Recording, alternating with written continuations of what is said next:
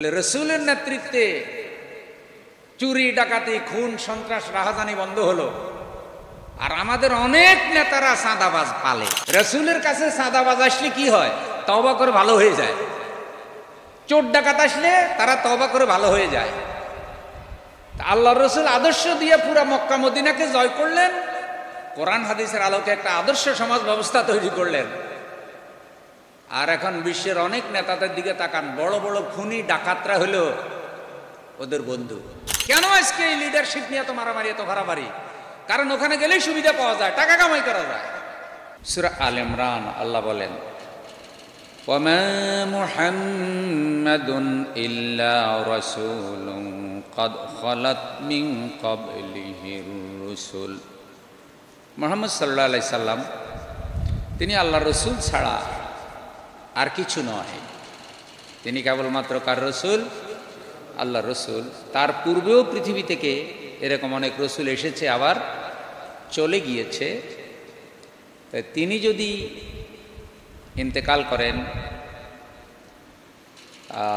অথবা তাকে যদি কেউ হত্যা করে ফেলে, শহীদ করে ফেলে, তাহলে রসুলের উম্মতরা কি রসুলের আদর্শ থেকে দূরে সরে যাবে?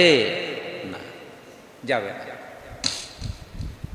তাহলে বোঝা যায় রসুল যদিও দৌহিকভাবে এখন আমাদের মধ্যে নাই, কিন্তু আদর্শিক দিক থেকে পুরো উম্মতের মধ্যে রসুলের আদর্শ আছে, কোরআন সুন্নাহর মধ্যে আছে। উম্মত হয়তো কেউ পরিপূর্ণভাবে ধারণ করতে পারে নাই, চেষ্টা করছে সবাই যেন ধারণ করতে পারে, কিন্তু কিয়ামত পর্যন্ত আমাদের রসুলের আদর্শ পৃথিবীতে থাকবে।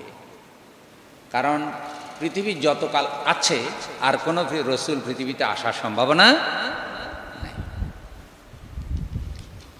তা আমাদের রসুল যেহেতু আল্লাহ কর্তৃক পরিচালিত, আল্লাহর বিধান দিয়ে পরিচালিত, এই জন্য আমাদের রসুলের আদর্শের মধ্যে কোনো অকল্যাণ নাই, রসুলের নেতৃত্বের মধ্যে কোনো অকল্যাণ নাই। বন্ধুগণ, এরপরে আমরা নেতৃত্বের যে কোয়ালিটিটা শুনতে চাই রসুলের জীবন থেকে, সেটা হলো যিনি জাতিকে নেতৃত্ব দিবেন তিনি উন্নত চরিত্রের অধিকারী হবেন, কোরআন সুন্নাহর চরিত্রে চরিত্রবান হবেন। বলেন সুবহানাল্লাহ। সূরা কালামের ভিতরে আল্লাহ বলেন, ওয়া ইন্নাকা লাআলা খুলুকিন আযীম। আমার দয়ার রসুল, মায়ার রসুল গো, আমি আল্লাহ আপনাকে নৈতিক চরিত্রের উচ্চ মর্যাদায় আসীন করেছি। আপনার মতো চরিত্রবান এই পৃথিবীতে আর কেউ নাই। আমাদের রসুলের মতো চরিত্রবান পৃথিবীতে আর কেউ নাই। সর্বকালের সর্বশ্রেষ্ঠ তিনি রসুল, তার চরিত্র শ্রেষ্ঠ। তো তাহলে একটা মানুষের আচার ব্যবহার, চাল চলন, কথাবার্তা, এটাকে চরিত্র বলে। তো রসুলের চরিত্রে যারা চরিত্রবান হবে, রসুলের আদর্শে যারা আদর্শবান হবে, তারাই রসুলের আলোকে নেতৃত্ব দিতে পারবে। না হয় তাদের নেতৃত্ব আর আবু জেহেল, আবুল আহাবদের নেতৃত্বের মধ্যে কোনো পার্থক্য থাকবে না। রাসূল সাল্লাল্লাহু আলাইহি সাল্লাম বলেন, আহাব্বুন নাস ইলাল্লাহি আহসানুহুম খুলুকা। আল্লাহর নিকট সেই লোকেরাই অধিক প্রিয় যারা চরিত্রের দিক থেকে সচ্চরিত্রবান। আল্লাহর নিকট ওইসব লোকেরাই অধিক প্রিয় চরিত্রের দিক থেকে যারা সেরা, সচ্চরিত্রবান। যাদের চরিত্রটা ভালো তারা কার কাছে প্রিয়? আল্লাহর কাছে প্রিয় যে হতে পারবে, তার তো আর পরকালে কোনো ভয় নেই, কারণ সে আল্লাহর প্রিয় হয়ে গিয়েছে। এরপরে রসুল বলেছেন, ইন্নামা বুইসতু লিউতিম্মা মাকারিমাল আখলাক। আল্লাহ তাআলা আমাকে উত্তম গুণগুলো পরিপূর্ণ করে দেওয়ার জন্য শিক্ষক হিসাবে, মুআল্লিম হিসাবে প্রেরণ করেছেন। সুবহানাল্লাহ। রসুল হলেন চরিত্রের শিক্ষক, তিনি চরিত্র শিখাইছেন। সহিহ মুসলিমের একটি বাণী এরকম, রাসূল বলেছেন আল বিররু হুসনুল খুলুক, সুন্দর চরিত্রই হলো পুণ্য, নেকামল। সুন্দর চরিত্রই নেকামল, সুন্দর চরিত্রই পুণ্য। তাহলে চরিত্র যার যত সুন্দর তার নেকামল তত সুন্দর। খিয়ারুকুম আহসানুকুম আখলাকা, এটাও সহিহ বুখারীর বর্ণনা। আমার প্রিয় রাসূল বলেন, তোমাদের মধ্যে উত্তম ব্যক্তি যেই ব্যক্তি তোমাদের মধ্যে চরিত্রের বিচারে সুন্দর। সুবহানাল্লাহ। যার চামড়া সুন্দর সেই সুন্দর না, যার চামড়া কালো সেই অসুন্দর না, বরং সুন্দরের সংজ্ঞা নির্ধারিত হয় চরিত্র দিয়ে। যার আমল যত সুন্দর সে তত সুন্দর, যার আমল যত খারাপ, চরিত্র যত খারাপ, সে তত খারাপ। মহানবী সাল্লাল্লাহু আলাইহি সাল্লাম বলেন, আল্লাহ তোমাদের সৌন্দর্য দেখবেন না, তোমাদের গঠন দেখবেন না, তোমরা কে কেমন এটা দেখবেন না, তোমরা কে কত টাকার মালিক সম্পদও দেখবেন না। আল্লাহ দেখবেন তোমাদের নিয়ত, তোমাদের কলব এবং তোমাদের আমল। সুবহানাল্লাহ। আমল দেখে এবং সে আমলটা কোন কারণে করা হয়েছে সেই নিয়ত দেখে আল্লাহ তোমাদের মর্যাদা নির্ধারণ করবে। ইন্না আক্রামাকুম ইনদাল্লাহি আতকাকুম, তোমাদের মধ্যে সেই ব্যক্তি শ্রেষ্ঠ যে আল্লাহ রাব্বুল আলামিনকে যত বেশি ভয় করে। যে যত বড় মুত্তাকি সে আল্লাহর কাছে তত বড় মর্যাদাবান। তাহলে আপনারা বুঝতে পেরেছেন যে আল্লাহর কাছে মর্যাদা পেতে হলে, সম্মান পেতে হলে চরিত্রটা রাসূলের চরিত্রের মতো হওয়া দরকার, সাহাবা একরামের চরিত্রের মতো হওয়া দরকার। আর সাহাবা একরামের মতো চরিত্র গড়তে হলে, রাসূলের মতো চরিত্র গড়তে হলে কোরআন হাদিসের চরিত্রই গড়তে হবে। রাসূল সাল্লাল্লাহু আলাইহি সাল্লামের নেতৃত্ব ছিল কোরআনের নেতৃত্ব, সুন্নাহর নেতৃত্ব। সুতরাং কেউ যদি কোরআন সুন্নাহর আলোকে জাতিকে গড়তে চায় তাহলে সেই জাতির লিডারশিপকে কোরআন সুন্নাহর আলোকেই তৈরি হতে হবে। কোরআন সুন্নাহ বহির্ভূত কোনো নেতা দিয়া কখনো আদর্শ কোনো জাতি তৈরি করা সম্ভব। আমার কথাগুলি কি আপনারা বুঝতে পেরেছেন ভাই? মাশাআল্লাহ। আল্লাহ বুঝাই দেওয়ার দায়িত্ব আমাদের, বুঝানোর জন্যই বয়ান। এখন আসেন, আল্লাহ রসুল সাল্লাল্লাহু আলাইহি সাল্লাম কি কোনো আঞ্চলিক নেতা না বিশ্ব নেতা? হ্যাঁ। তিনি কি শুধু মক্কা মদিনার নবী না সারা জাহানের নবী? তিনি কি শুধু মুসলমানদের জন্য নবী না সব মানুষের জন্য? কেউ তাকে স্বীকার করে, কেউ করে না, কিন্তু তিনি রসুল সকলের জন্য। তাহলে তিনি কোনো আঞ্চলিক লিডার না, তিনি বিশ্ব লিডার, বিশ্ব নেতা মুহাম্মদুর রাসূলুল্লাহ সাল্লাল্লাহু আলাইহি ওয়াসাল্লাম। সারা দুনিয়ার নেতারা যদি মুহাম্মদ সাল্লাল্লাহু আলাইহি সাল্লামকে আদর্শ মানে আর তার আদর্শে নেতৃত্ব দেয় তাহলে পৃথিবীতে অন্যায়, অবিচার, অশান্তি কিছুই থাকার কোনো সম্ভাবনা নাই। কোনো অশান্তি থাকবে না যদি রাসূলের আলোকে নেতৃত্ব দেয়। কোনো অবিচার থাকবে না, কোনো অকল্যাণ থাকবে না। আল্লাহ রাব্বুল আলামিন সূরা আহজাবে 21 নম্বর আয়াতে রাসূল সাল্লাল্লাহু আলাইহি সাল্লামকে সারা জাহানের জন্য মডেল ঘোষণা করেছেন। আল্লাহ বলেছেন, লাকাদ কানা লাকুম ফি রাসূলিল্লাহি উসওয়াতুন হাসানা, তোমাদের জন্য আমার রসুলের জীবনে উত্তম আদর্শ রয়েছে। সুবহানাল্লাহ। তোমাদের জন্য হে বিশ্ববাসী, হে বিশ্বের নেতারা, হে অর্থনীতিবিদেরা, হে বিচারকেরা, হে লয়াররা, হে ব্যবসায়ী, হে পিতামাতা, বন্ধুবান্ধব, মুসলিম অমুসলিম, তোমাদের সকলের জন্য রাসূল সাল্লাল্লাহু আলাইহি সাল্লামের জীবনেই আছে উত্তম আদর্শ। বলেন সুবহানাল্লাহ। তো সারা জাহানের জন্য আল্লাহ তাকে লিডার বানালেন, মডেল বানালেন। সেই রসুলের আদর্শে যদি নেতৃত্ব না হয় তাহলে সেই নেতৃত্ব কখনো রসুলের উম্মতেরা গ্রহণ করতে পারে না, আর সেই লোকের নেতৃত্ব পৃথিবীতে শান্তিও আনবে না। প্রিয় ভাইরা আমার, রসুল সাল্লাল্লাহু আলাইহি সাল্লাম ব্যবহারে অমায়িক ছিলেন। তিনি এত সুন্দর ব্যবহার করতেন, তার ব্যবহারে কেউ কোনোদিন কষ্ট পায় নাই। আচ্ছা, আমাদের যেই সব লিডাররা আছে তাদের কথাবার্তায় মানুষ কষ্ট পায় কি পায় না? তারা তো মাঝে মধ্যে এমনভাবে কথা বলে মনে হয় যেন তরবারি দিয়ে কোপাইতেছে। তো এই জবানের কারণে কেউ মানুষের দোয়া পায়, আবার এই জবানের কারণে কেউ মানুষের অভিশাপ পায়। দেখবেন যে সুন্দর করে কথা বলে, ন্যায় কথা বলে এবং কথা বলার সময় অহংকার প্রদর্শন করে না, উচ্ছৃঙ্খলতা দেখায় না কথার মধ্যে, তার কথা মানুষ শুনে অন্তর থেকে তার জন্য দোয়াও আসে। এটাই রাসূল সাল্লাল্লাহু আলাইহি সাল্লামের জীবনের একটা আদর্শ। আল্লাহ রাব্বুল আলামিন সূরা আল ইমরানের মধ্যে বলেন, ফাবিমা রাহমাতিম মিনাল্লাহি লিনতা লাহুম ওয়ালাউ কুনতা ফাযযান গালিযাল কলব লামফাদ্দু মিন হাওলিক ফাফু আনহুম ওয়াস্তাগফির লাহুম ওয়াশাবিরহুম। আল্লাহ তাআলা বলছেন, ফাবিমা রাহমাতিম মিনাল্লাহ,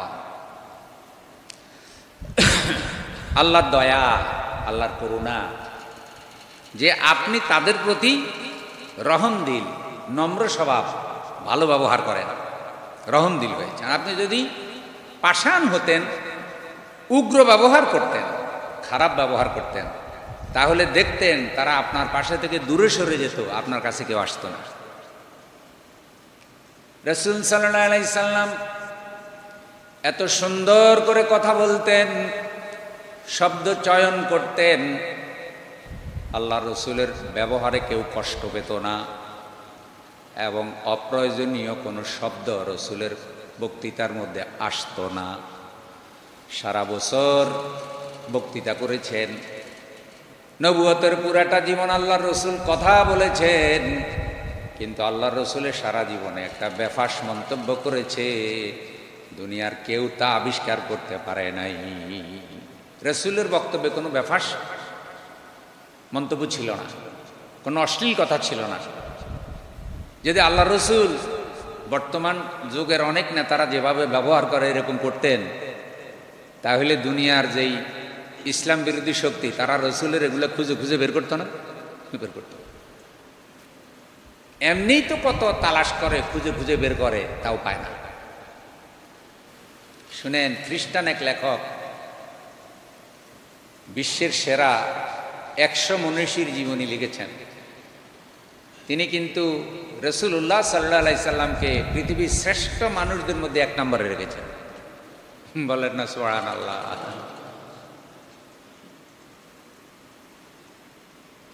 অনুভূতিটা এমন ব্যক্ত করেছেন যে পৃথিবীকে একটা রাজ্য পরিণত করে সেই রাজ্যের নেতৃত্ব যদি মুহাম্মদ সাল্লাল্লাহু আলাইহি সাল্লামের হাতে দেওয়া হয় আর তিনি যদি এটা শাসন করেন, আবারও পৃথিবীতে পরিপূর্ণ শান্তি আসতে পারে,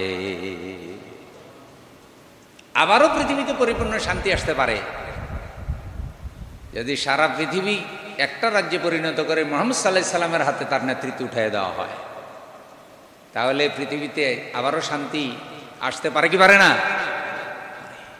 পারে।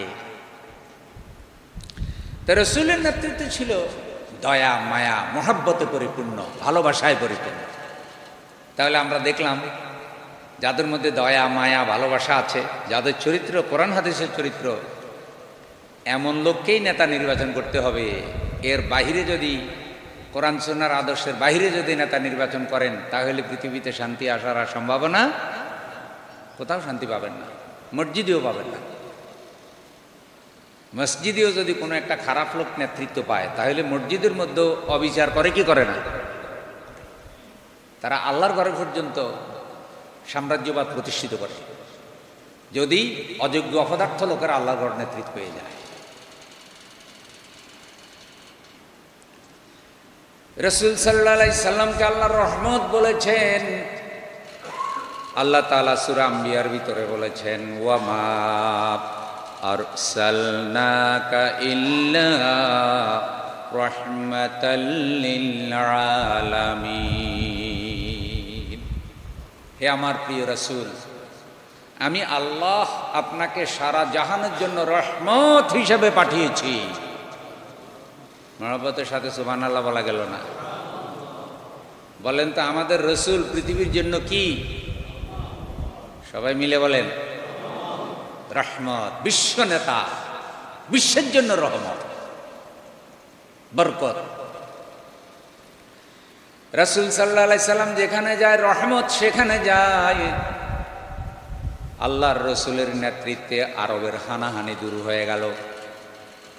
রাসূল সাল্লাল্লাহু আলাইহি সাল্লামের নেতৃত্বে জীবন্ত মেয়েদেরকে কবর দেওয়া হতো, সেই মেয়েদেরকে মাতৃত্বের মর্যাদা দিয়া শ্রেষ্ঠত্বের আসনে অধিষ্ঠিত করা হলো। আল্লাহর রসুলের নেতৃত্বে চুরি, ডাকাতি, সন্ত্রাস, খুন, রাহাজানি সব বন্ধ হয়ে গেল। জাহিলি সমাজ ব্যবস্থা জান্নাতি সমাজ ব্যবস্থা হয়ে গেল। মক্কা কেন্দ্রিক যে সভ্যতা তৈরি হলো, মদিনা কেন্দ্রিক যে সভ্যতা তৈরি হলো, পৃথিবীর রোম এবং পারস্য সভ্যতাকে পরাজিত করে আল্লাহর রসুলের নেতৃত্বে কোরআন হাদিসের সভ্যতা সারা দুনিয়া জয় করলো। সুবহানাল্লাহ। অর্ধেকটা পৃথিবী হযরত ওমরের আমলে দখল করে ফেলল। আর এই আদর্শের খবর সারা পৃথিবীতে পৌঁছে গেল। মুহাম্মদ সাল্লাল্লাহু আলাইহি সাল্লাম একজন শ্রেষ্ঠ নেতা, যিনি মুসলিম অমুসলিম, নারী পুরুষ প্রত্যেকের মধ্যেই ন্যায় বিচার করেন, যার নেতৃত্বে মক্কা থেকে চুরি, ডাকাতি, সন্ত্রাস, রাহাজানি, খুনাখুনি সব চলে গেল। সেই নেতৃত্বে এত কল্যাণ হলো, আল্লাহ আসমান জমিন থেকে রহমত আর বরকতের দরজা খুলে দিলে। সম্পদে বরকত হয়, ব্যবসায় বরকত হয়। সম্পদ অল্প হলেও মানুষের মধ্যে হাহাকার নাই, দুর্নীতি নাই। তাহলে রসুলের নেতৃত্বে চুরি, ডাকাতি, খুন, সন্ত্রাস, রাহাজানি বন্ধ হলো। আর আমাদের অনেক নেতারা চাঁদাবাজ পালে। কথায় কোনো রাগ হয়েছে না? রসুলের কাছে চাঁদাবাজ আসলে কি হয়? তওবা করে ভালো হয়ে যায়। চোর ডাকাত আসলে তারা তওবা করে ভালো হয়ে যায়। আল্লাহ রসুল আদর্শ দিয়ে পুরা মক্কা মদিনাকে জয় করলেন, কোরআন হাদিসের আলোকে একটা আদর্শ সমাজ ব্যবস্থা তৈরি করলেন। আর এখন বিশ্বের অনেক নেতাদের দিকে তাকান, বড় বড় খুনি ডাকাতরা হলো ওদের বন্ধু, ওরা চাঁদাবাজ পালে। এবং চাঁদার যে ব্যাপার, শত শত কোটি টাকার খেলা। আচ্ছা, এখন তো টাকার একটা লোভ আছে না নাই? কি করেন আপনারা? টাকার লোভ কম না বেশি? হ্যাঁ, সাংঘাতিক লোভ। টাকা ছাড়া চলে না। দেহ ছাড়া, রক্ত ছাড়া যেমন দেহ চলে না, টাকা ছাড়া জীবনও কি চলে না। কিন্তু এই টাকার কারণে, এই সম্পদের লোভের কারণে বহু মানুষ ঈমান হারায় কি হারায় না? কেন আজকে এই লিডারশিপ নিয়ে এত মারামারি, এত ভাড়াবাড়ি? কারণ ওখানে গেলেই সুবিধা পাওয়া যায়, টাকা কামাই করা যায়। এখন রসুলের আদর্শে যদি কেউ নেতৃত্ব দেয়, তাহলে সে চিন্তা করে যে এখানে তো আর আমার অবৈধ কামাই করার কোনো জন্য আমি আসি নাই, আমি এসেছি আল্লাহর কোরআন রসুলের সুন্নাহর আলোকে আমার দেশের মানুষ, আমার এলাকার মানুষকে তৈরি করার জন্য। সুতরাং আমার এই নেতৃত্ব নামাজ রোজার মতোই ইবাদত হবে। নামাজ রোজা ইবাদত করে যেভাবে জান্নাতে যেতে চাই, আমি আমার এই নেতৃত্ব দায়িত্ব পালন করে, এই লিডারশিপ, এই পদকে ব্যবহার করে আমি জান্নাতে যেতে চাই। যারা নেতৃত্বকে ইবাদত মনে করে গ্রহণ করবে, এই নেতা কি কখনো আর সন্ত্রাস, চোর, চাঁদাবাজের পক্ষে কথা বলতে পারবে? পারবে না। এটা আমাদের নাই, যার কারণে আমাদের দিন যায়, মাস যায়, বছর যায়, কিন্তু আমাদের অবস্থার কোনো পরিবর্তন হয় না।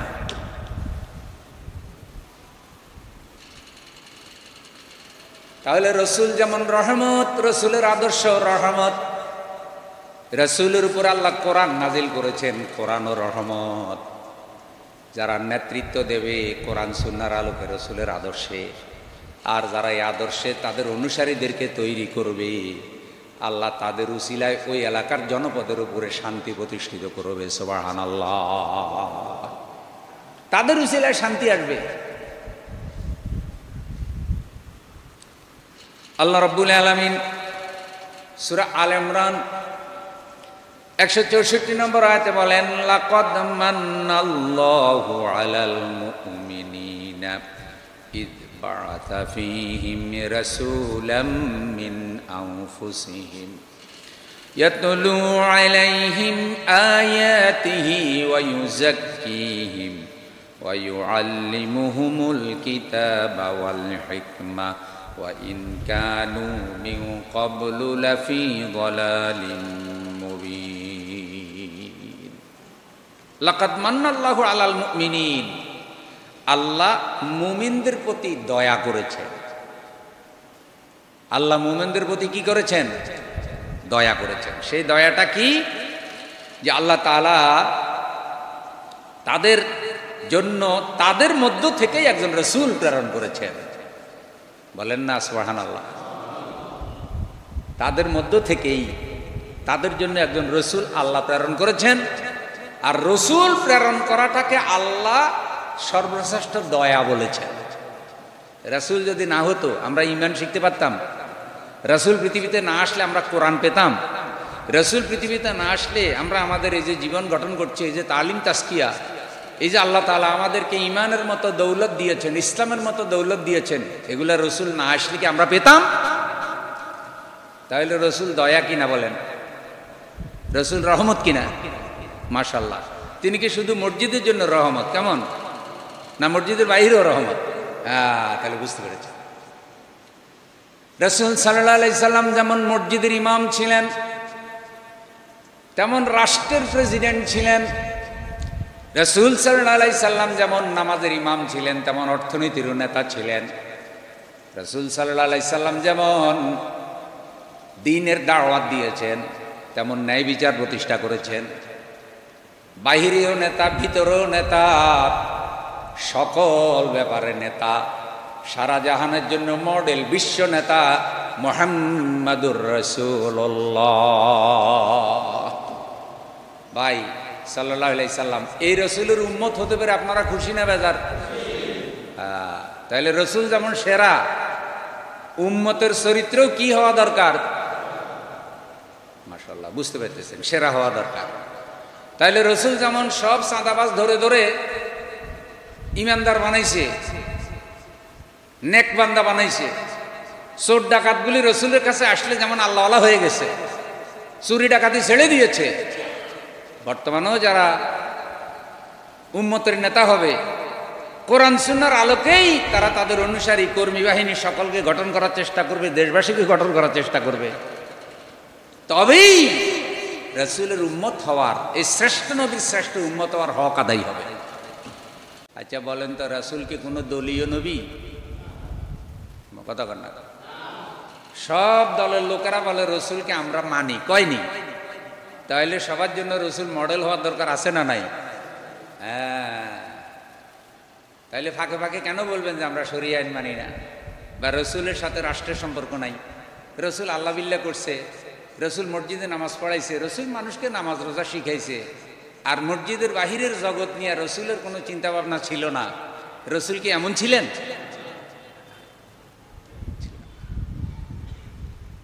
রাসূলের জীবনকে খণ্ড বিখণ্ড করা যাবে না। রাসূলকে সব জায়গায় মানতে হবে, নেতা হিসাবে, লিডার হিসাবে, অনুকরণযোগ্য ব্যক্তি হিসাবে মুহাম্মাদুর রাসূলুল্লাহ। এই জন্য আল্লাহ তাআলা তাকে বলেছেন তিনি দয়া, তিনি আমার করুণা, তিনি আমার রহমত তোমাদের জন্য। তিনি রহমত হয়ে কি করেছেন? ইয়াতলু আলাইহিম আয়াতিহি ওয়া ইউযাক্কিহিম ওয়া ইউআল্লিমুহুমুল কিতাবা ওয়াল হিকমা। মুমিনদের জন্য তিনি আল্লাহর দয়া, আল্লাহর করুণা, আল্লাহর রহমত। তিনি তাদের নিকটে আল্লাহর কালাম তেলাওয়াত করেছেন, আল্লাহর কালামের জ্ঞান বিজ্ঞান তিনি তাদেরকে শিক্ষা দিয়েছেন। ওয়ায়ুযাক্কিহিম, এবং আল্লাহর কালামের তালিম তাজকিয়ার মাধ্যমে তিনি তাদেরকে পবিত্র করেছেন। তাহলে বোঝা যায় কোনো মানুষ কখনো পবিত্র হবে না, কোনো নেতার আত্মা কখনো পবিত্র হবে না, কোনো দেশের অর্থনীতি পবিত্র হবে না, বিচার ব্যবস্থা পবিত্র হবে না, কোনো ব্যক্তির আত্মা পবিত্র হবে না, সমাজ পবিত্র হবে না, যতক্ষণ পর্যন্ত কোরআন সুন্নাহর শিক্ষা ওই সমাজে প্রতিষ্ঠিত করার না হবে। শিক্ষিত হইলেও আত্মা পবিত্র হবে না। আত্মা কুলুষিত এমন ডিগ্রিওয়ালা আছে না নাই? এই অসৎ চরিত্রবান শিক্ষিত লোকেরাই যারা নেতৃত্বে চলে যায় তারা অধঃপতনের জন্য দায়ী। আচ্ছা, আমি এমনি একটা উদাহরণস্বরূপ বলি। বাংলাদেশে যারা মসজিদে জুতা চুরি করে,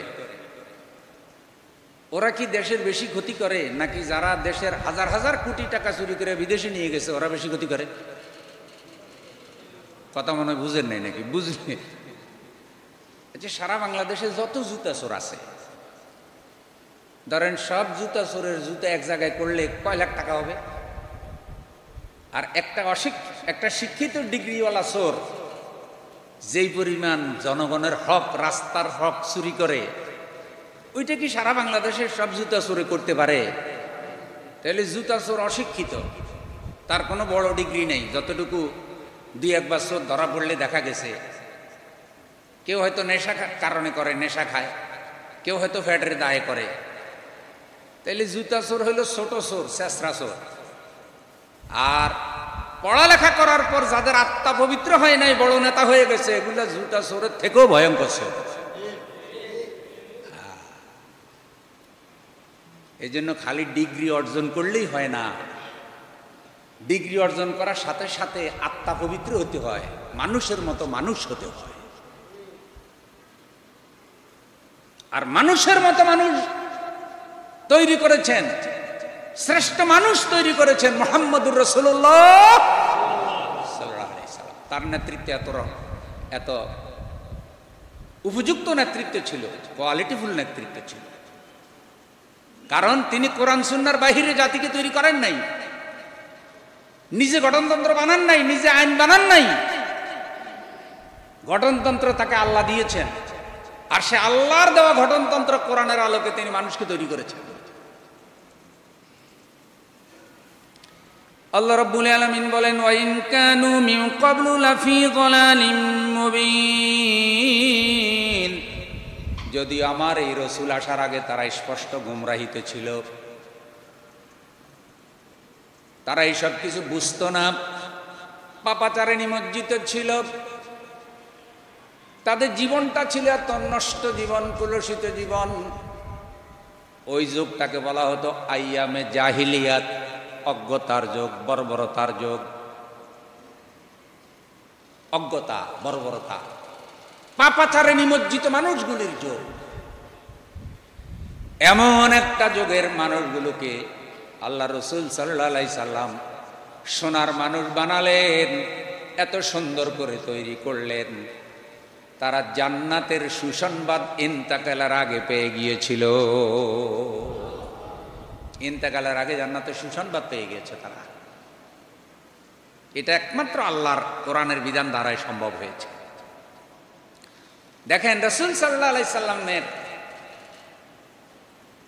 এমন চরিত্র ছিল যে সর্ব অবস্থায় তিনি আল্লাহর উপরে তাওয়াক্কুল করেছেন। ভাই, ভরসা তাওয়াক্কুল আমাদের কার উপরে হবে? কখনো হতাশ হবেন না, দুর্বল হবেন না।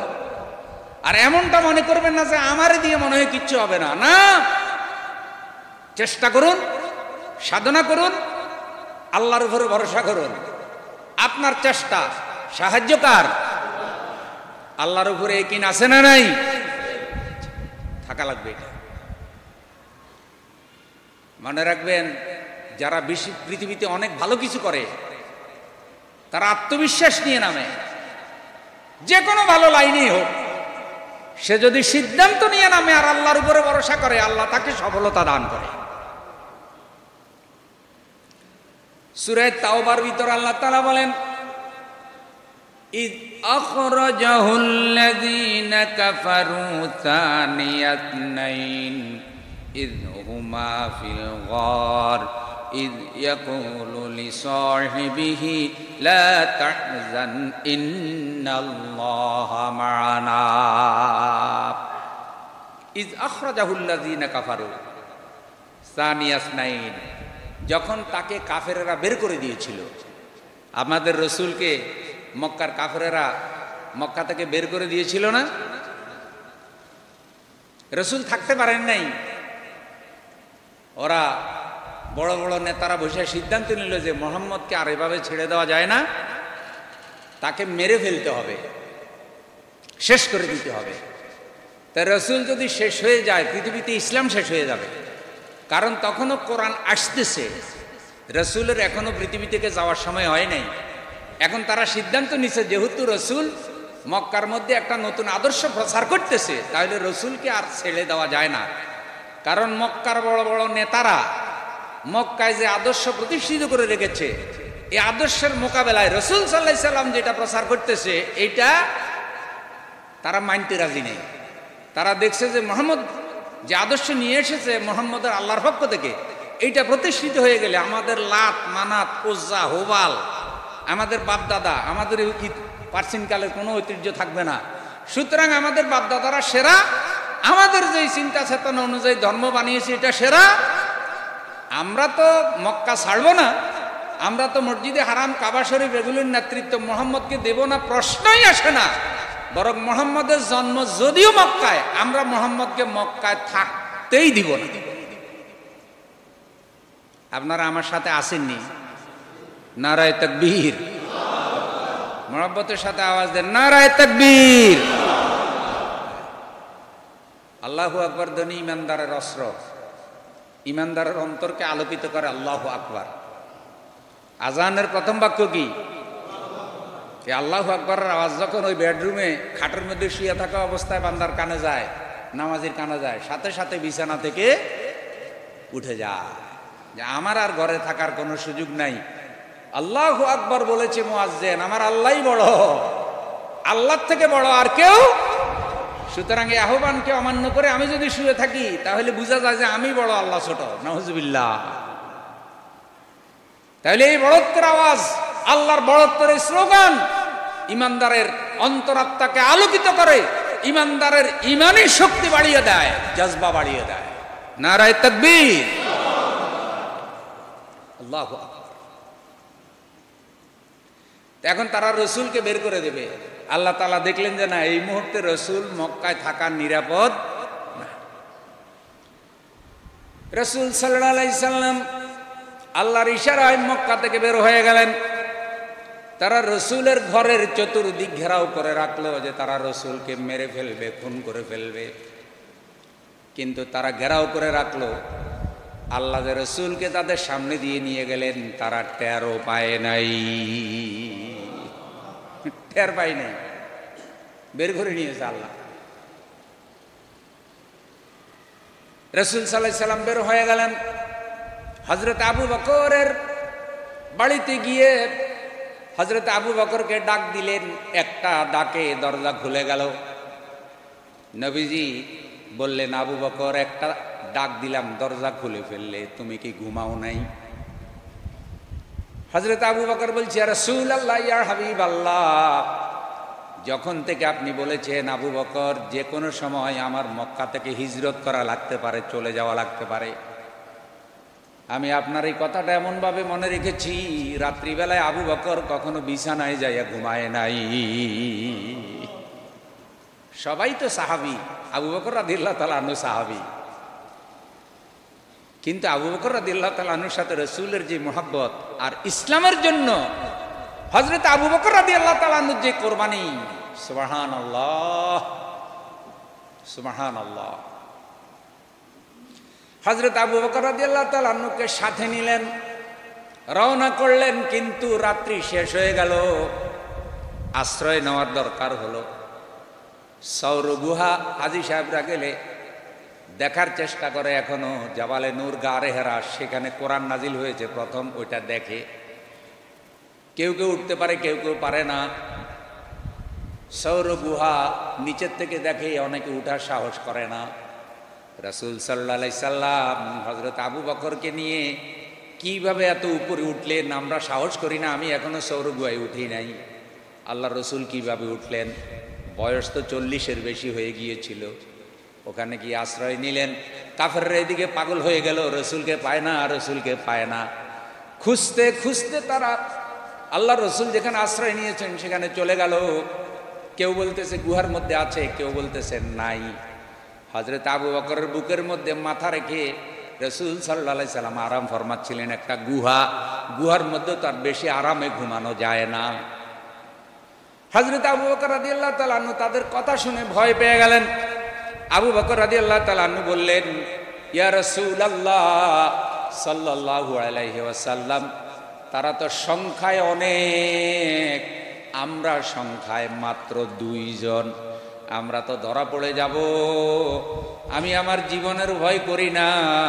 আমি আবু বকর মারা গেলে উম্মতের কিছু হবে না, কোনো ক্ষতি হবে না, কিন্তু আল্লাহর রসুলের যদি কিছু হয়ে যায় উম্মত তো রসুল হারায় ফেলবে, আমরা সকলেই নবী থেকে এতিম হয়ে যাব। ইয়া রাসূলুল্লাহ সাল্লাল্লাহু আলাইহি সাল্লাম, আমি তো আপনার জীবন নিয়ে শঙ্কিত। আল্লাহর রসুল তখন বিশ্ব নেতার মতো বক্তব্য দিলেন। একজন বিশ্ব নেতা এই কঠিন বিপদে যেরকম সাহসী বক্তব্য দেয়, আল্লাহর রসুল সেই বক্তব্য দিলেন। বলেন সুবহানাল্লাহ। আল্লাহ রসুলের বক্তব্য কোরআনের আয়াত হয়ে চলে আসলো। আল্লাহ তাআলা বলেন, ইয আখরাজাহুল্লাযীনা কাফারু সানিয়া ইসনাইন ইয হুমা ফিল গার ইয ইয়াকুলু লিসাহিবিহি লা তাহজান ইন্নাল্লাহা মা'ানা।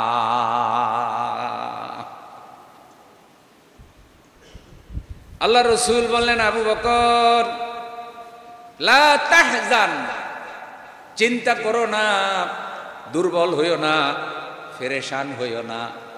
তুমি বলতেছো আমরা সংখ্যায় 2 জন, আমরা সংখ্যায় 2 জন নই, আমাদের সাথে আরেকজন আছেন, তিনি আমাদের আল্লাহ। তিনি কে? আল্লাহ। আল্লাহ জপ মন, জপ আল্লাহ আল্লাহ, আল্লাহ আল্লাহ জপ মন, জপ আল্লাহ আল্লাহ।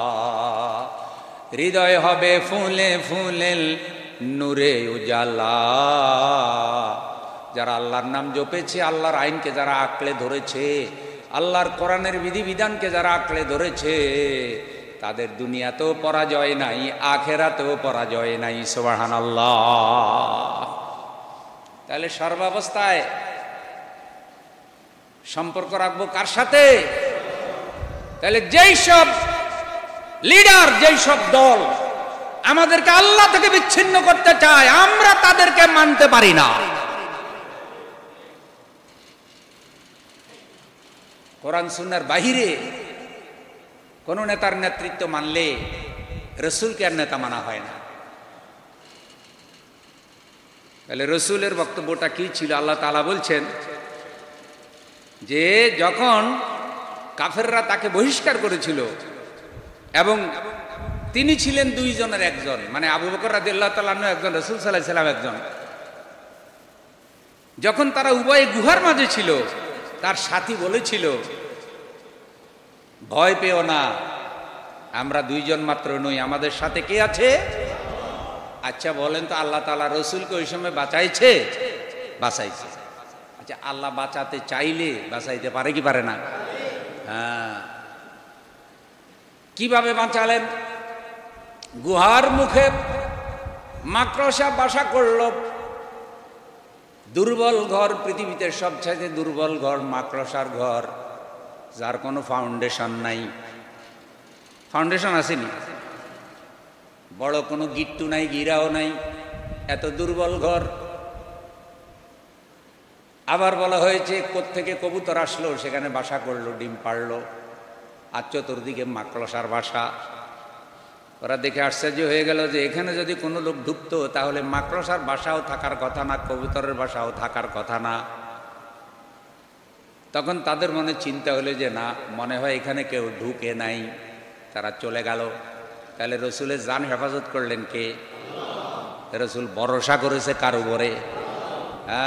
আল্লাহর উপরে ভরসা করছে। এখন যারা আল্লাহর উপরে ভরসা করে, আল্লাহ চাইলে মাকড়সা জাল দিয়েও তাদের জীবন হেফাজত করতে পারে, মাকড়সা জাল উছিলা মাত্র। আর যারা আল্লাহর উপরে ভরসা করে না, ইসলামের সাথে দুশ্মনী রাখে, তাদের আশেপাশে রাইফেলওয়ালা বন্দুকওয়ালা থাকলেও হাজার হাজার মানুষ মেরেও তাদেরকে রক্ষা করা যায় না। কারণ তাদের ভরসা কার উপরে ছিল না। তারা চিন্তা করছে ইসলামের সাথে দুশ্মনী রেখে আল্লাহর উপর ভরসা করি কেমনে। কথা কি বুঝছেন? ভরসা আল্লাহর উপরে থাকলে আল্লাহ মাকড়সা জাল দিয়েও জীবন বাঁচাইতে পারে কি পারে না? আর ভরসা যদি আল্লাহ থেকে নষ্ট হয়, তাহলে রাইফেল বন্দুক যেগুলা পাহারার জন্য নিযুক্ত করে সেগুলা উল্টা বুকের মধ্যে ধরে, কয় টাইম নেই। তাহলে বন্দুক ঘুরে কে? আমার এই কথা চাই না, আবার রাগ হয়ে না, বুঝানোর জন্য বললাম। সবাই যেন শিক্ষা নেয়। মাঝে মধ্যে আবার কেউ কেউ ভুলে যায়।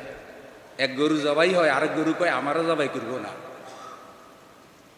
কোরবানি গরু যদি দুইটা ঘরে বাঁধেন, একটা জবাই হয়, আরেকটার এই অনুভূতি নেই যে আমারও কিছুক্ষণ পরে কি করবে, জবাই করবে। তো অনেকেই এরকম আছে যে অমুকের এইটা হয়েছে, আমার মনে হয় হবে না। এই জন্য কেউ যেন ফেরাউন নমরুদের মতো হওয়ার চিন্তা না করে, কেউ যেন আবু জেহেল আবু লাহাবের মতো জালেম নেতা হওয়ার চিন্তা না করে, কেউ যেন ফেরাউন নমরুদের মতো লিডার হওয়ার চিন্তা না করে। যুগে যুগে সব ফেরাউন নমরুদের পতন আছে না নাই? আর যারা কোরআন সুন্নাহর আলোকে জীবন গঠন করে তাদের কোনো পরাজয়। আচ্ছা, হযরত হুসাইন রাদিয়াল্লাহু তাআলা আনহুকে যারা শহীদ করে দিল, তাহলে হুসাইন রাদিয়াল্লাহু তাআলা আনহু কি ঠকছে না জিতছে? হ্যাঁ, সব সময় শহীদ হইলে, মারা গেলে মানুষ ঠগে না। কখনো কখনো মৃত্যুটা মানুষের জন্য মানে জেতার কারণ। মৃত্যু মানুষকে কখনো কখনো জীবন দিয়ে দেয়। সুবহানাল্লাহ বিহামদিহি। হ্যাঁ, এই জন্য কোরআনের পাখি অনেক বড় বড় আলেম যারা, যাদেরকে জুলুম করে দুনিয়া থেকে শেষ করে দেওয়া হয়েছে, তাদের জন্য জনতার অন্তরে দোয়া বেড়ে গেছে।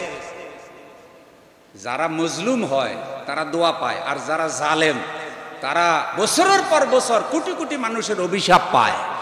জালেমকে কোনো মানুষ দোয়া করে না। আল্লাহ আমাদের সকলকে বুঝার তৌফিক দান করুন।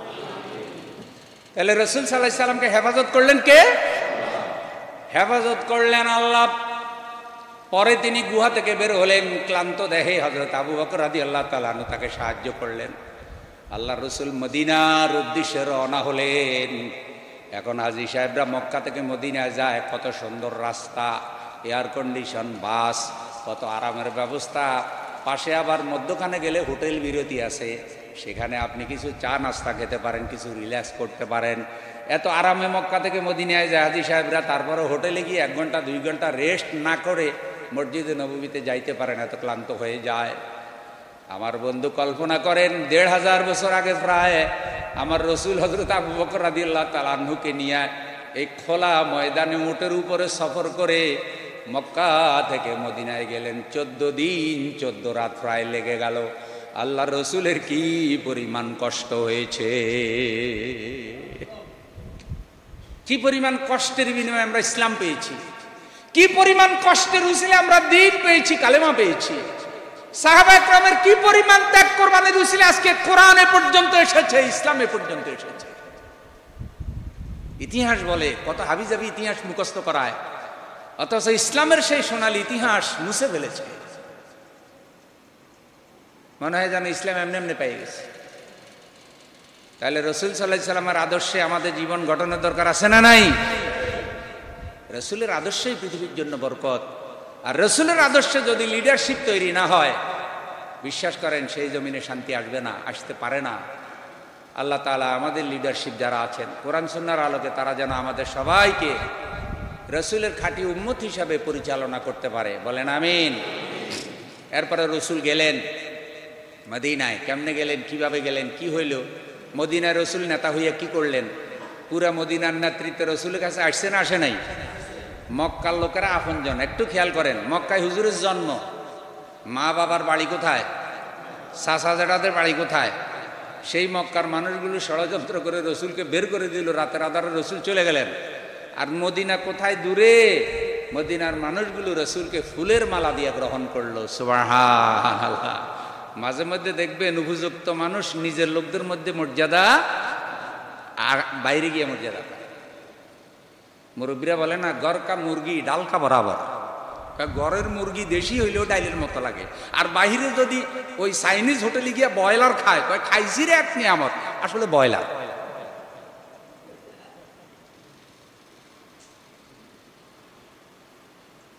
এই জন্য রসুল সাল্লাল্লাহু আলাইহি সাল্লামকে তারা ফুলের মালা দিয়ে গ্রহণ করছে। সুবহানাল্লাহ। যেখানে সেনাতুল বেদায়া, এখন যেখানে মসজিদে কোবা, ওখানে হইলো প্রথমে মঞ্চ, দুইটা মঞ্চ ছিল, একটা হইলো মসজিদে কোবার এখানে, আর একটা মসজিদে নববীর পাশে।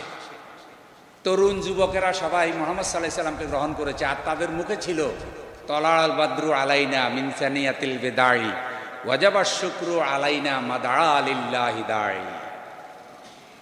রসুলকে তারা গ্রহণ করেছে। রসুলের নেতৃত্বে মদিনায় কিভাবে শান্তি আসলো এবং কিভাবে অমুসলিমের অধিকার পেল, কিভাবে তিনি মদিনার সনদ বানালেন। আর আমাদের নেতারা আমাদেরকে এখন কি কি কয় আর কেমনে কেমনে কি করে কিছু বুঝি টুঝি না, দিশা পাই না। হয় কি হয় না এরকম? শান্তি আসে না, কল্যাণ আসে না। দোয়া করি আল্লাহর কাছে, আল্লাহ যারে তুমি যে পদ দিবা সে যেন কোরআন সুন্নাহর আলোকে পদের দায়িত্ব পালন করতে পারে, আর এই উম্মতের সাথে যেন বিশ্বাসঘাতকতা না করে। আল্লাহ আমাদের ঈমান আমল, আমাদের চিন্তা চেতনা, আমাদের মুসলমানিত্বের সাথে যারা যেন দুশ্মনী না রাখে। আল্লাহ যদি এরকম দুশ্মনী রাখে, আল্লাহ তাদের থেকে তুমি নেতৃত্ব ছিনাইয়া আল্লাহ তোমার পছন্দের লোকদেরকে নেতা বানাও। একটু জোরে বলেন না আমিন। হ্যাঁ, এটা কি আমি সবার কথা কইলাম না? মসজিদ সবার, আল্লাহ সবার, নবী সবার, মসজিদের খতিবও সবার। কথা বুঝেন নাই? মসজিদের খতিবও কি সবার, কোনো দলের খতিব না, কোনো একজনের না, কোনো কমিটিরও না। ধরেন আটি মডেল সোসাইটি, আলহামদুলিল্লাহ আমাদের সুজন ভাই এটার ম্যানেজিং ডাইরেক্টর, উনি আমার নিয়োগ দিয়েছে। আমি কি শুধু ওনার একলা খতিব না, সব মুসল্লির? হ্যাঁ, সবার কথা সবার বলতে হবে। আল্লাহ যেন সবাইকে নিয়ে একসাথে জান্নাতে যাওয়ার তৌফিক দেন, বলেন আমিন।